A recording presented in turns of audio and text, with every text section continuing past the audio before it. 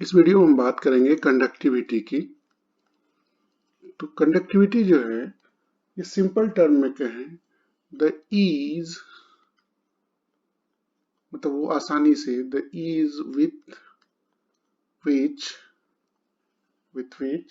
concentration of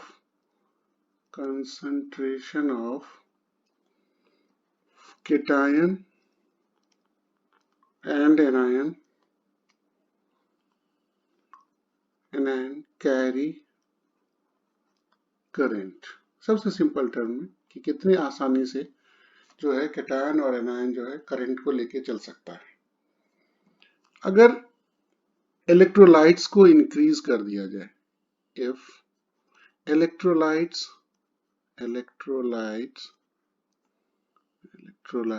increased, तो क्या होगा? अगर इलेक्ट्रोलाइट्स इंक्रीज कर दिया जाए तो क्या होगा? तो इसके केस में क्या हो जाएगा कि concentration of cation and anion जो होगा वो अगर इंक्रीज करेंगे तो वो इंक्रीज कर जाएगा।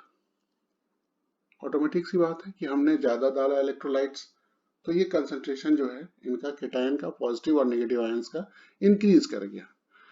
एंड सेम अगर अब इलेक्ट्रोलाइट्स को हम डिक्रीज कर दें, अगर हम इलेक्ट्रोलाइट्स को किसी सॉल्यूशन में से डिक्रीज कर दें तो क्या होगा? तो कंसंट्रेशन जो है of cation and anion decreases. तो इसका क्या मतलब हुआ? अगर हम डिक्रीज का केस में बात करें तो क्या हो रहा है? अगर डिक्रीज हो रहा है इसका मतलब क्या हुआ कि solution becomes more dilute. That means solution becomes more dilute। यानी अगर इलेक्ट्रोलाइटिक सॉल्यूशन है उसमें पानी ज्यादा हो गया, कैटायन आयन हमने कम कर दिया है। दैट इज, इसका और सिंप्लीफाई मीनिंग कहें तो हम क्या कहें? वॉल्यूम में, किसी भी वॉल्यूम में जो सॉल्यूशन का जो वॉल्यूम है कम कैटायन और आयन है, यानी वेरी लेस कैटायन और एनायन है किसी सॉल्यूशन में।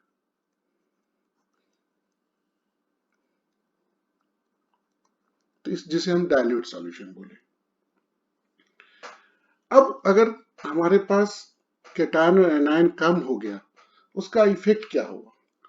अब अगर इफ कैटायन एंड एनायन बहुत लेस होने से या कम होने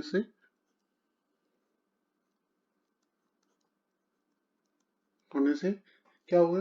कंडक्टिविटी घट जाएगी। कंडक्टिविटी घट जाएगी। मैं इसलिए इसको इस तरह से लिख रहा हूं ताकि उसको अंडरस्टैंडिंग करें, समझना जरूरी है कि हम कर क्या रहे हैं। अगर कैटायन एनायन घट जाएगा तो कंडक्टिविटी भी घट जाएगी। उसके जस्ट अपोजिट जो मोलर कंडक्टिविटी है, अब यहाँ पर हम मोलर कंडक्टिविटी की बात कर रहे हैं। अभी तक हमने कंडक्टिविटी की बात की है एक सिंपल टर्म में कि किस ईज से कैटायन और एनायन जा रहा है, वो उसके कितना नंबर ऑफ कैटायन है और एनायन है इससे क्लियर होता है। लेकिन अगर हम इसी बात को मोलर कंडक्टिविटी के लिए बात करें तो अगर कैटायन एंड एनायन घट जाएगा तो मोलर कंडक्टिविटी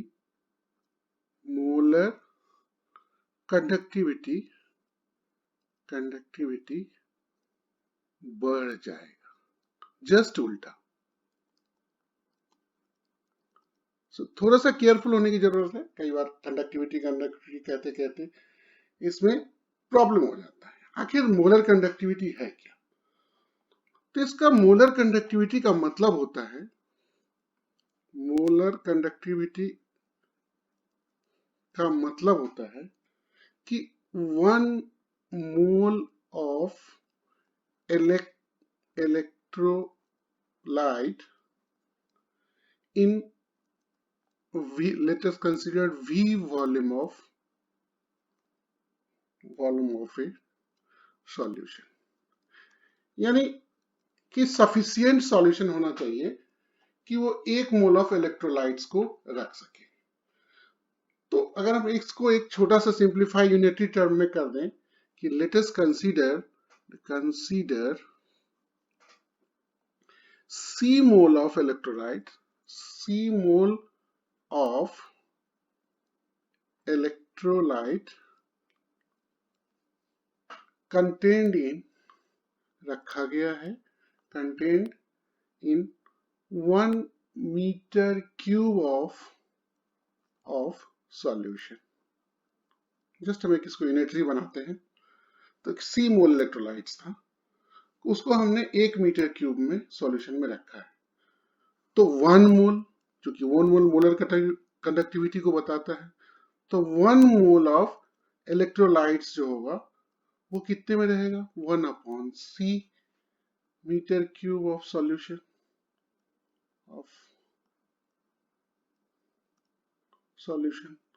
तो हमने इसी मोलर कंडक्टिविटी को बताने की कोशिश की है इस एग्जाम्पल के से।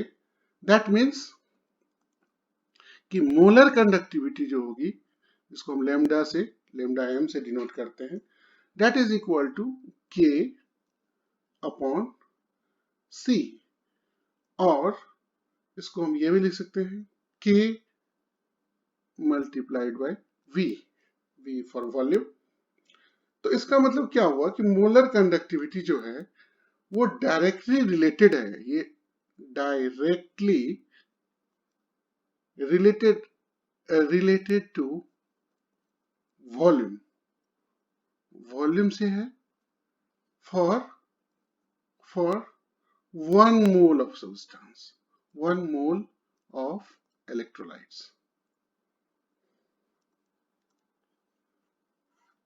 तो इसका अगर और सिंपली मीनिंग कहते हैं, क्योंकि वो इलेक्ट्रोलाइटिक सेल में होता है, तो एक सेल अगर मान लो कि इस तरह का इलेक्ट्रोलाइटिक सेल है, उसमें अगर 2 इलेक्ट्रोड्स हैं, 2 इलेक्ट्रोड्स इसके बीच में लगे हुए हैं, और इस दोनों इलेक्ट्रोड्स जो हैं उनका बीच का जो डिस्टेंस है 1 यूनिट 1 सेंटीमीटर या 1 मीटर कुछ भी हो सकता है, वो ये पार्ट है, और इसमें इतना वॉल्यूम में रखा गया है कि उसमें 1 मोल जो है, 1 मोल इलेक्ट्रोलाइट को इसके अंदर रखा गया है।